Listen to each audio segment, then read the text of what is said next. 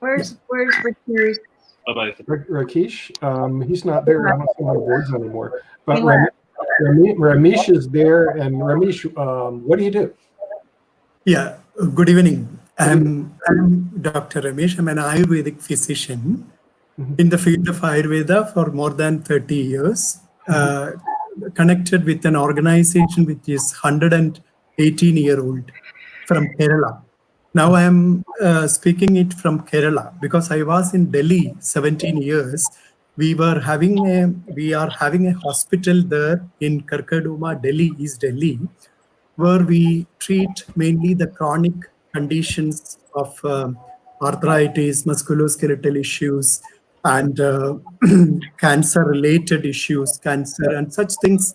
We no emergency management, but people come with chronic problems to improve their quality of life, and that is where the Ayurveda mainly works now. So this organization, we have a lot of patients from all over India, as well as from abroad also, who are coming really for health improvement and having chronic lifestyle disorders.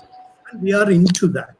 So, of course, in this COVID era also, as a preventive measure, we are trying our level best to give many preventive measures to health workers as well as people who are in quarantine and all, and trying to help the society.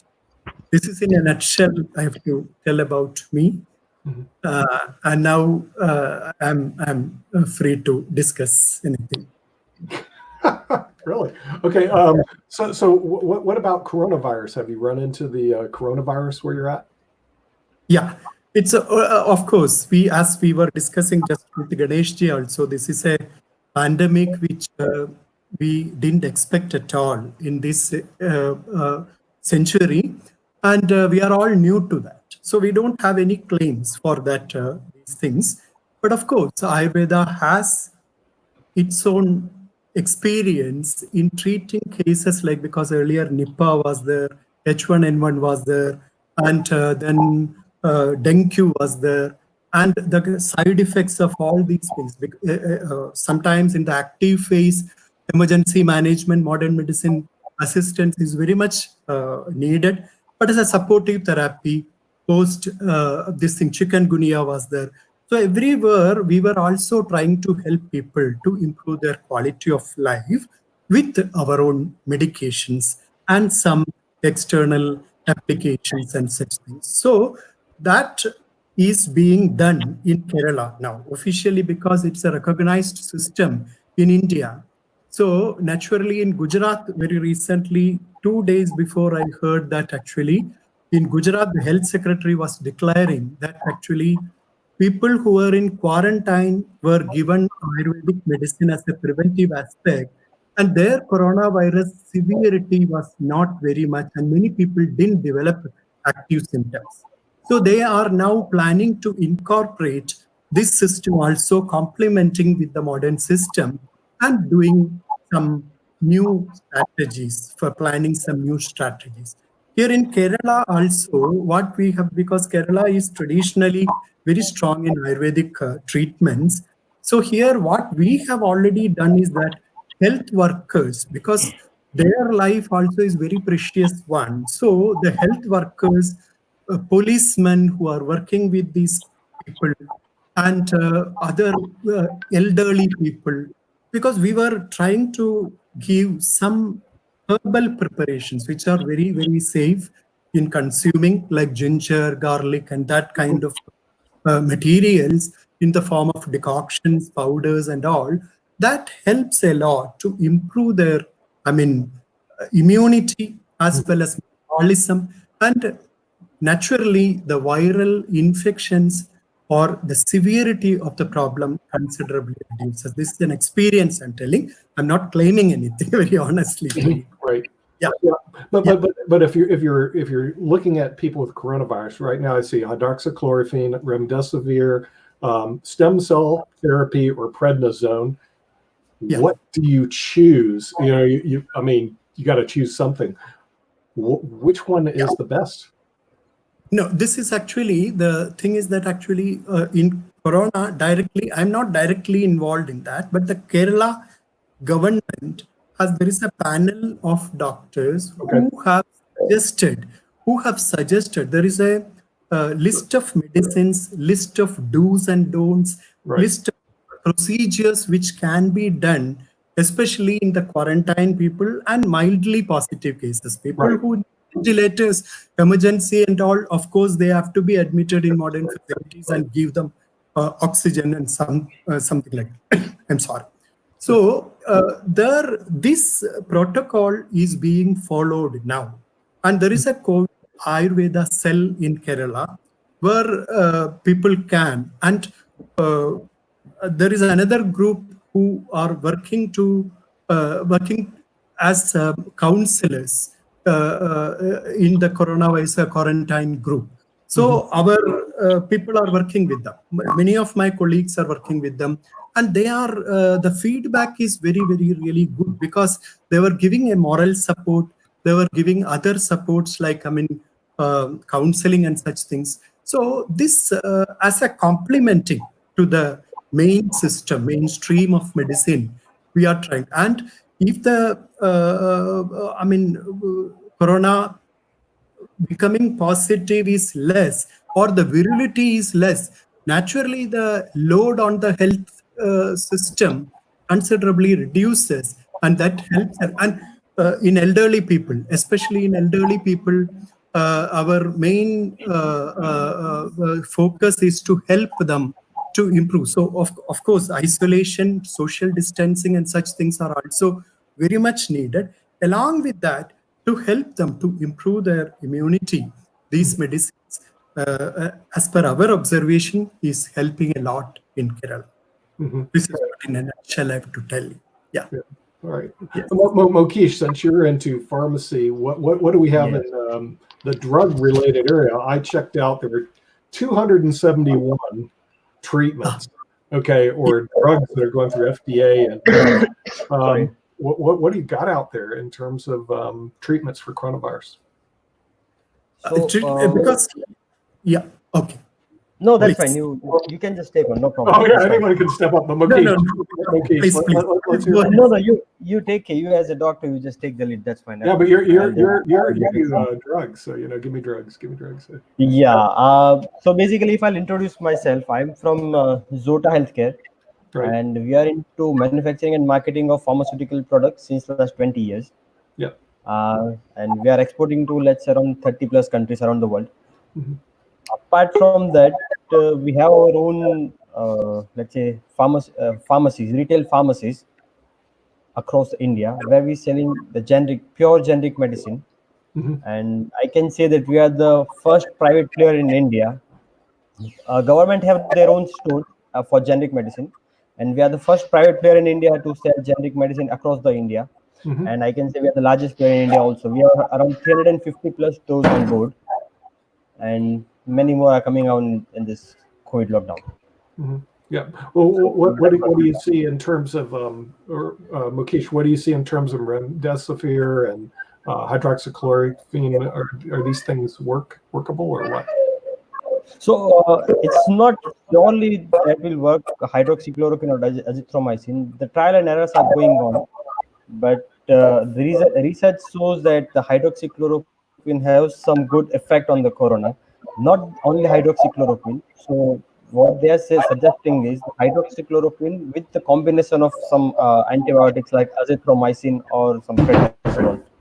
So these are the things which they suggest to go out for the treatment. There is no specific treatment yet. Right. Well, one of our physicians said that you should treat it like asthma and try prednisone as early as possible. What are your thoughts of that, prednisone?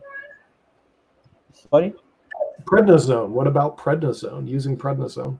So basically, prednisolone is a steroidal drug.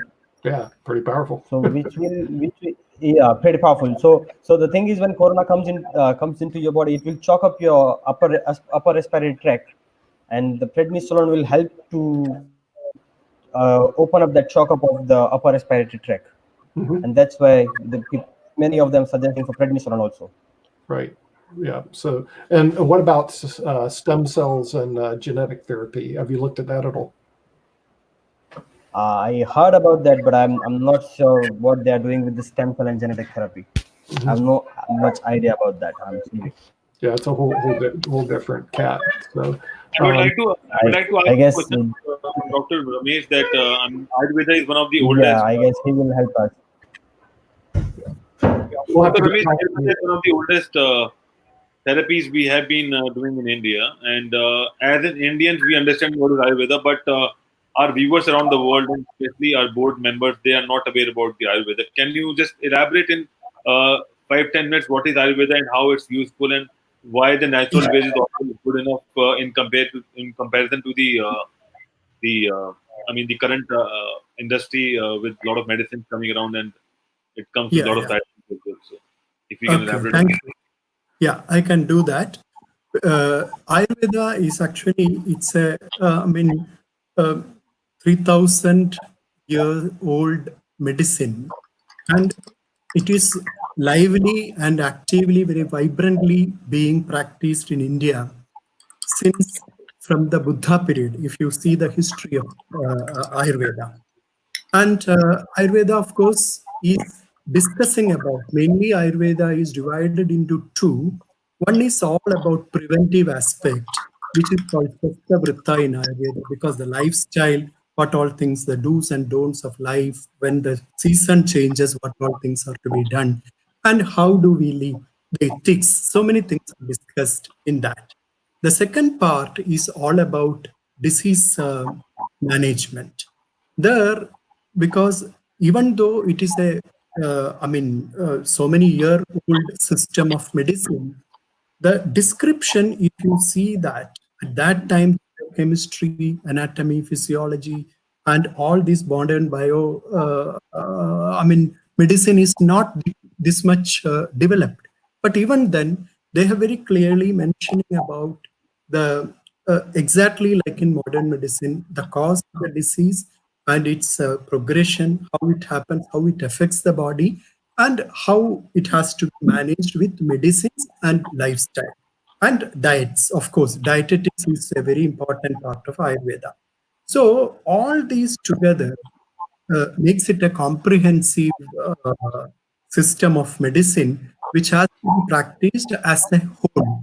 That is why the diet, lifestyle, as well as the medications. So here again, the internal medicines of external oil applications and such things are done as a part of the treatment. And Ayurveda specifically mentions about so many therapies. One among them is the purificatory therapy of the body. Because if for that they use a word called karma, 5 evacuative procedures, which help to cleanse the system by giving internal medications, external oil applications, and giving medicated enemas and purgations and such things. So this is in a nutshell Ayurveda to explain. But we in Kottakkal, my institution is 100, as I told you, it's a 118-year-old organization, where we get actually 40% of our cases are from abroad, from US, UK, and all, so many patients who have chronic conditions. Now, if you ask me what all kinds of cases are coming, because you can see that the patients with stroke, one side paralytic conditions, arthritic conditions, both osteo as well as rheumatoid arthritis, then autoimmune problems, for example, rheumatoid arthritis, and as well as psoriatic type of skin lesions. And nowadays, neurodegenerative disorders, like you can see that cervical and lumbar spondylosis and musculoskeletal issues, then motor neuron disease, neurodegenerative disorders like motor neuron disease, Parkinson disease, and such so many chronic conditions, and the patient's quality of life is very much compromised because of the affection of these afflictions of this, and of course kidney failures, liver failures, and cancer-related issues. Cancer, because we have a cancer clinic specifically in Kottakkal, where people come for one, for a preventive aspect. Second thing, to remove the or to reduce the side effects of conventional treatments.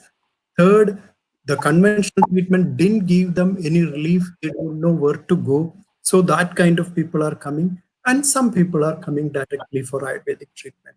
So in all these cases, what we generally do, we have 97% of medicines are herbal origin medicines. So we prepare genuine Ayurvedic medicines, and we administer these medicines as well as give them advices on lifestyle, diet, and such things. And this is carried out, and over a period of time, maybe some weeks sometimes, or some months, or in chronic conditions, it may take years. They may have to continuously take the medication to maintain their quality of life, as we cannot expect a cure for a chronic uh, lifestyle disorder where there is extensive damage in the structural damages and such.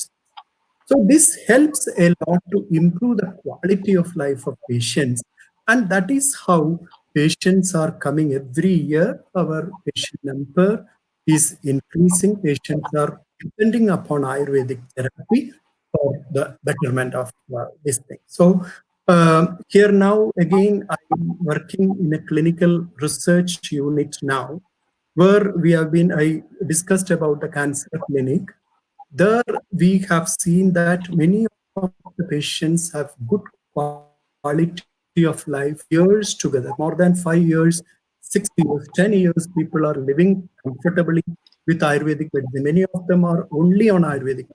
So we had a discussion with a modern medicine hospital there in Calicut, and they were also, when they saw the data that we are maintaining and saw the patients whose quality of life have improved, they have suggested us that we will do a collaborative research project, how these medicines works. And we had a collaboration with them, as well as we have signed an MOU with a National Institute of Science, Bangalore, where we are planning to conduct a collaborative research project, quality life improvement of cancer patients with Ayurvedic therapy. So these kind of researchers are, and very recently in COVID also, now we have submitted a research protocol in mild and moderate positive for COVID cases to start with, because there are a lot of group of doctors, including from AIMS, All India Institute of Medical Science.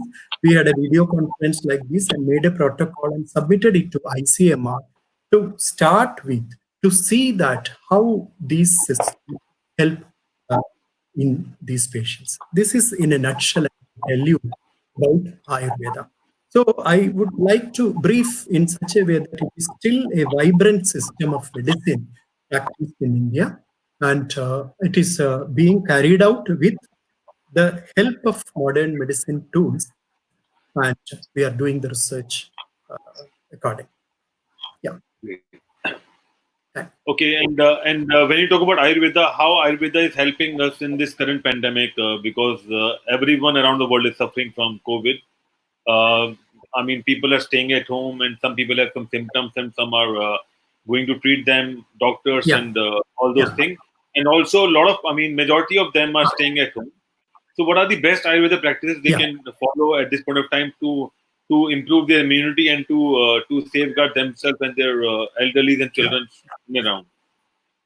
I'll be brief in that, because one thing is social distancing, hygiene, these things are Ayurveda also recommends these things. Second thing is diet, because especially when you do the dieting, too much oily, deep fried items, too much masala items, try to avoid that and have healthy, nutritious diet. A simple, healthy, nutritious diet with spices. All spices you can use to prepare the medicine in such a way. And the second aspect is that, for example, ginger. Ginger is a antiviral medicine which is inside our kitchen.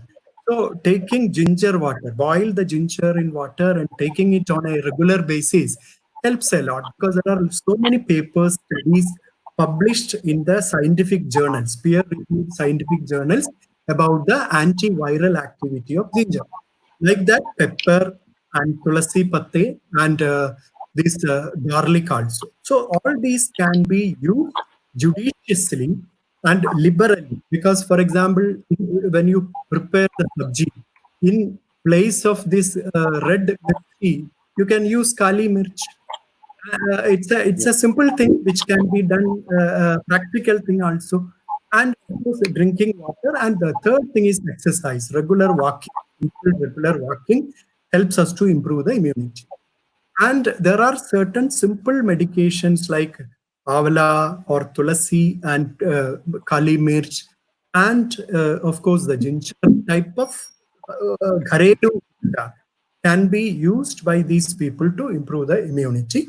But there are certain Ayurvedic herbal preparations also, like Indukantam Kashayam, Nimbamradadi Kashayam. These are all which contain giloy and some other substances, which very safely they can use it. Vilwadi Guliga, which is we have been using it in the chikungunya outbreak in Delhi recently when I was there. So these all helps them to improve their immunity and maintain a good quality of life. So this is what in a nutshell I have to tell you about Ayurvedic treatment or way of life. Yeah. Okay. And people who have already COVID symptoms, I mean, because these are general practices which we have to follow on day-to-day basis. But people who have COVID symptoms or maybe people who have someone in their family is having a COVID positive and they are being treated, how they can safeguard themselves if they have some symptoms? Is there any way we can do it in Ayurveda? Because we are looking for a lot of cures around COVID, and the whole world is waiting for a vaccine which will give us some kind of relief. I think Moktesh must be aware of it, that it's a difficult scenario, and how the pharmaceutical companies and research companies are, I mean, trying their best to get the vaccine done, and this would be $1 trillion business for them. That's what Nick told us. So, I mean, what can we do in Ayurveda to heal that person? Definitely, I'm very honestly telling you, I'm not claiming anything, because we have submitted a protocol to do it scientifically in ICMR, how these medicines work. But there are certain recommendations in Ayurveda for viral infections. This is called Agantuja Roga in Ayurveda, where when this becomes, and in Charaka Samhita very clearly they mention about when the air, water and the environment becomes polluted, there can be so many diseases coming, and that can be infectious also. There is a reference like that. In that condition, what all things we have to do, we have to be careful, is recommended. So being a new pandemic, we don't know. We also don't know how the prognosis of these things. But at the same time, if we use these safe medicine, I'm talking about herbal preparations which can be used very safely. And very recently, I have read a report from US and China that COVID is mainly affecting the heart muscles than the lung. So, which is a very, very shocking news. So, again, Ayurveda discusses many things for the heart muscles to improve their. For example, I will tell you, Arya Vaidya Sala has recently done a research which is published in PLOS One magazines in international journals, where one was Avala ki Rasayan. Avala means gooseberry rasayan, which was done animal model, human model, and Drosophila model. So in three of these things, in animal model, what we have observed in rat model, we have observed that the cardiac muscles are strengthened, cardiac output and such things are improved. It's a published paper. And in Drosophila model, the DNA repair was very much helped with this Avalaka Rasayan. And of course, heat tolerance, starvation tolerance of the Drosophila has improved. And in the human model, again, their immune system. Main thing was their immune system and metabolism improvement was seen. I'm discussing about these things. These are all published papers. You will get it from the international, this thing. So Ayurveda has a lot of things to help the modern medicine people, complementing them. It's not contradictory at all, because I respect all systems, especially modern medicine. Definitely in emergency management, we all depend upon that. But to help them, because if this can be viciously combined, that will be very much helpful. This is what I yeah. Yeah, and ginger actually I thought was pretty good, because I'd used that before, and I was good because I saw it in one of these articles, and I used it, and I was going, actually it worked when you got an upset stomach. I was pretty impressed that ginger is good. I mean, there's some good stuff out there, and we have some good stuff. Our sponsor from the dollar stores here, Lynn Shepard. Can you tell us what's going on, Lynn, about the dollar store? I sure can. We are in business shipping stuff, as Nick, you know, because I saw you actually purchase something the other day. Right. Good for you. Right. Yeah, wish we could ship it out of the United States, but right at the moment we can't. We could go to Canada because that's close enough. We can do that, but it would cost a lot more to do that. Yeah. But unfortunately, not to India, and Not in there yet. But we'll be there. We will be there. Right. But what we do have are dust masks. Okay, we have also have disposable gloves, and we have other disinfectants that can be used. We don't have ginger. I wish we did, but that's all right. We can find some of that in the local fruit store, and we have just lots of things that can be used by people, delivered to your home. The U.S. Post Office delivers it. If you live in a community that does delivery, unfortunately, I don't. I have to go to the post office to pick things up, but that's okay. But Nick is going to get his right directly to his house, and that's fantastic. And we got involved with Money Masters because I love the mission of Money Masters, teaching finances and financial responsibility to young people, especially young people who are poorer and don't have the chance of learning. Although I quite honestly will tell you, I never knew the reality of why things were done on checks until I was in graduate school. So it might have been nice to know that when I was younger. That's something that I'm hopeful that my son and daughter-in-law are teaching my youngest grandsons, and or maybe they'll get involved and take and get involved with Money Masters. So we're contributing half of our profit to Money Masters to help promote their program of financial responsibility to young people. Yeah. So there you go. And you're showing some of the products right now that are available in the dollar store. Right. Okay. Yep. And the thing is, tell us a little bit about the founder of the dollar store. Where is he from? Well, the founder of the dollar store, coincidentally, is from India. Mm-hmm. His name is Rex Mehta. Rex founded Dollar Store 24 years ago. He actually got the name Dollar Store. He owns that name, so nobody else can use it.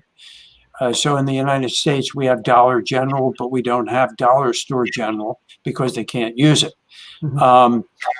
He had a lot of brick and mortar stores that he created around the world, some in Europe, some in Asia, some in Africa.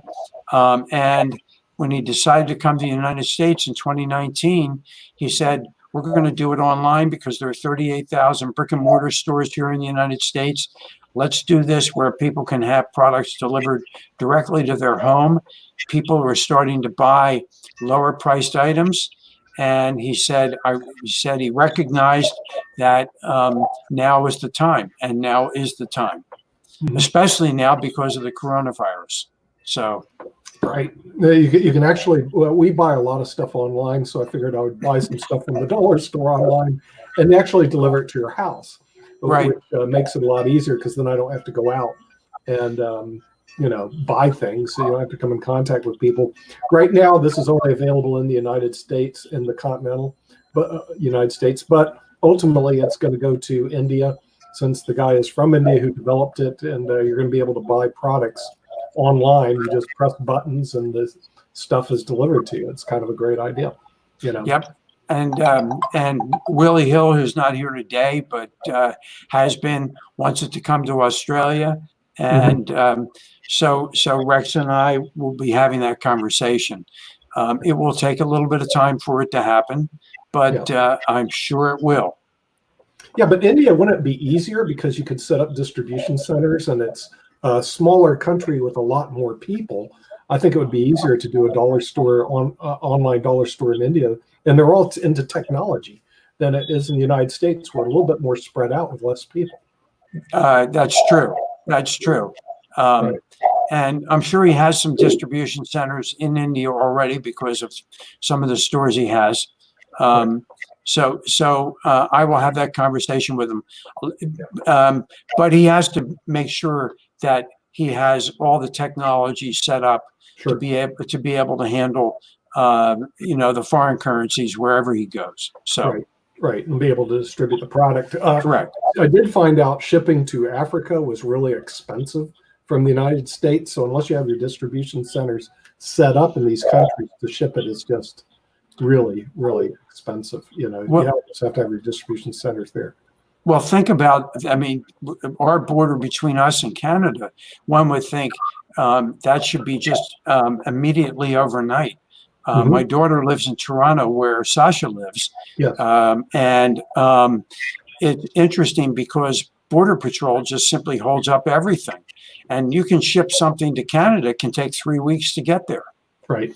Yeah. It's a little more. So you basically have to have your distribution centers up there. But this way, because otherwise you can't get through the borders. And as we well know today, for sure. It's even tougher. But I also like you can buy your food online. I thought that was pretty cool. You can buy food, you can buy paint, brushes, and all sorts of stuff online. They have a lot of products. So we do thank the Dollar Store for being our sponsor on IBM TV and Money Masters, which is our parent company. So we just wanted to thank you for coming, Lynn, and talking to us about this. Rakesh, since you're over in Hong Kong, how's the coronavirus affecting you over there? Well, we haven't had any cases recently. Really? Last, I think, couple of days, no cases, no new cases. In fact, today definitely no new cases. So Wow. it's on the way. Yeah. How'd that happen? I think disciplined people, and I suppose some element of luck. But we haven't had any cases today. That's no kind new of cases amazing. today. Yeah. That's kind of amazing because Hong Kong is pretty congested. I would think It's not half as congested as any Indian city. Really? About the same area, you have 21 million in Bombay, and you have just 7 million in Hong Kong. So it's not that many. Well, then how is it Hong Kong has very few cases? In New York, they're bringing out body bags. Because doctors keep telling the Americans that you don't need to wear a mask. In Hong Kong, we've always worn masks. It's common sense. The receptors are in your nose, your throat, your lungs, your kidneys, your heart. Right. If you prevent stuff from getting in through your mouth and your nose, that's almost 80% of your stuff done. It's common sense. I don't know why the World Health Organization said you don't need to wear a mask, and the doctors said you don't need to wear a mask. Yeah, it seems to be working in Hong Kong. It seems to be working in Taiwan. It seems to be working, I don't know, in most places. I don't know why Dr. Moskowitz was saying you don't need to wear a mask. I don't know. Yeah, I'm not so sure. I don't know about that, because to me it's empirically evident that if you cover yourself and you wear mask and gloves, that it would lessen your chance of getting the coronavirus. Yes, That'd be my absolutely. thinking. You know, I think And that's so- pretty much the solution. Yeah. right. So if you go out in Hong Kong, you wear a mask and glove. Is that what happens? Well, but I don't wear gloves, just a mask, and I have a little bit of isopropanol spray. I spray it on my hands if I touch any surface which I think is not too clean. Most of the escalators in public transport are cleaned every 4 hours. Mhm. And but you do need to take your own precautions. Clean your hands, wash your hands, put the mask on when you're outside, change your clothes when you come in from outside, keep your shoes outside the door for 8 hours before you bring them into the house. Just standard, normal, common sense precautions. Right. What time is it over in Hong Kong right now? It's about 11:50 in the night. Oh, okay. It's in the evening in Hong Kong. Yeah, I plan to get off the show at 11:15. Okay. And so, yeah, but which is what I indicated to Ankit, but he Yeah. need to join back. So. Right. No, I'm glad you were there, because I wanted to get the Thank you report on Hong Kong. Yeah. Thank you for the report on Hong Kong. Thank you for supporting it. Welcome. But No wow, worries. not to have any, that's kind of amazing, especially. Ankit, what is the report in India right now? Because everybody's been following it here in the United States. What are the death tolls and the conditions over in India? So we have, around 500 plus daily new cases reported in India. Mhm. And as of now, around 500 plus people have died. And also after 1 month complete lockdown from 20th April, we have started opening up the economy. The essential items and some essential services have started on backtrack only on those areas which are not hotspots. But government is monitoring it closely. And if there are some cases, maybe symptoms coming up in those areas, so we will again get back to the lockdown situation. And in India, as you know, it's geographically a big country, and also in terms of the population and demographics. So it's difficult to manage, people at one point of time. So we have a plan where we are doing it in different stages and different layers. And every plan is different for different states. So these chief ministers of all these states and also the prime minister, they are working together closely and monitoring the day-to-day and maybe an hour to hour reviews and reports. And based on that, they are taking the decisions. And also, as a big country with so many religions and so many cultures under one umbrella, Right. so we have a lot of festivals coming up. And the government is very concerned about those things, because I think Dr. Ramesh and Rakesh would agree that there is a lot of things going on in India in different parts of the country. And due to those festivals, we might be having a tough time. So that's why the government is taking each and every step one by one. Because when you talk about festivals, we have thousands and or millions of people coming together and celebrate. And we don't want to do it right now. Right. No festivals right now.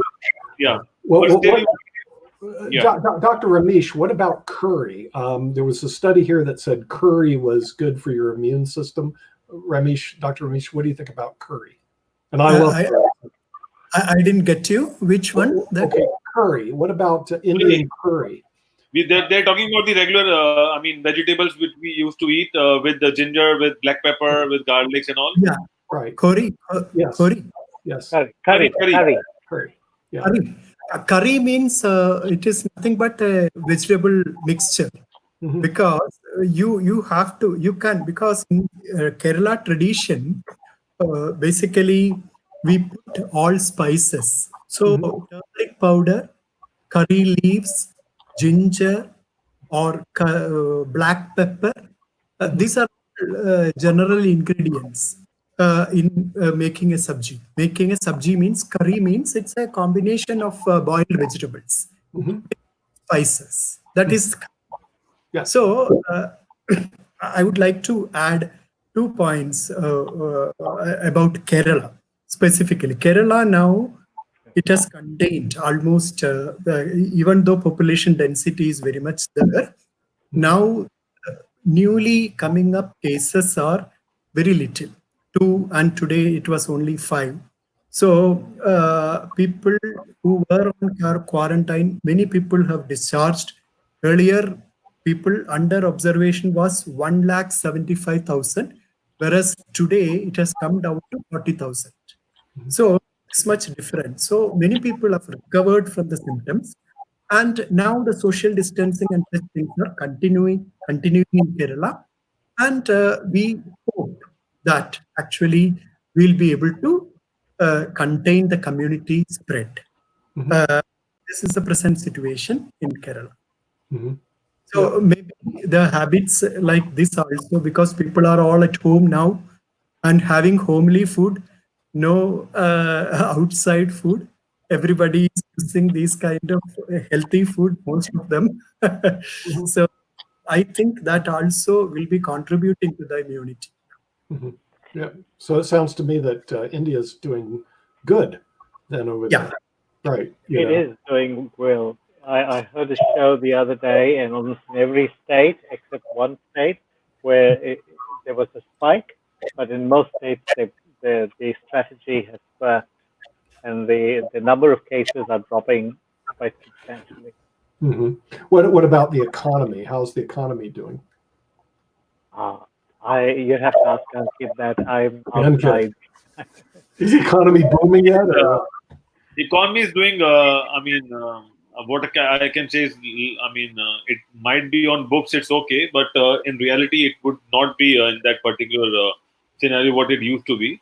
But we are very optimistic, as we have a lot of, people who follow meditation, yoga, and Ayurveda. So we are very optimistic, and we think that we can, cover up the economic part once the things will be normal. And I think we have a very good community bond as well. So I think when it talks about economy, people will come together and try to sort it out, because they know there's a problem and they have to overcome that problem, and it will take some time. It's just a matter of your mental stability and the optimistic approach, that how you can take this forward. Because I believe that we need to do a lot of psychological classes post-COVID as well, because people might be in a rush atmosphere that they want to earn and they want to start doing all the things normally, but life would not be the same as it was earlier, and we have to take one step ahead. I was talking to a doctor, when I visited a hospital last week, and the doctor said that because we are mentally,